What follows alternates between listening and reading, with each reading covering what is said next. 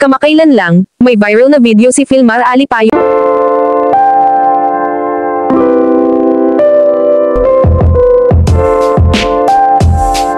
Si Andy Eigenman, na ang buong pangalan ay Andrea Nicole Gok Eigenman, ay kilala bilang anak ng mga aktor na sina Mark Hill at Jacqueline Jose.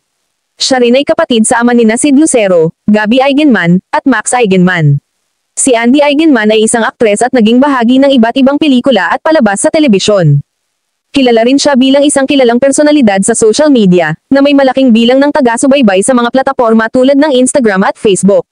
Kinikilala si Andy Eigenman sa kanyang mapanagot na pamumuhay at isang proud na ina sa kanyang mga anak na sina Ellie, Lilo, at Koa. Kasama ng kanyang fiancé, ang surfer na si Filmar Alipayo, sila ay namumuhay ng simple at payapang buhay sa Siargao, kung saan sila naninirahan kasama ang kanilang pamilya. Nito lang Marso, hinaharap ni Andy Eigenman ang isang personal na trahedya nang pumanaw ang kanyang ina, si Jacqueline Jose, noong 2 ng Marso taong 2024 dahil sa isang atake sa puso. Ang biglang pagkamatay ng kilalang aktres ay isang malaking pagkawala para kay Andy Eigenman at sa kanyang pamilya. Samantala, si Filmar Alipayo ay isang surfer at asawa ni Andy Eigenman, isang aktres at modelo na Pilipina. Siya ay kilala sa pagiging asawa ni Andy Eigenman at respetado sa komunidad ng surfang.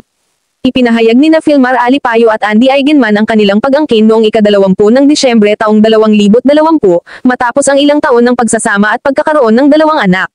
Sila ay namumuhay ng simple at payapang buhay sa Siargao, Pilipinas, kung saan sila naninirahan kasama ang kanilang pamilya.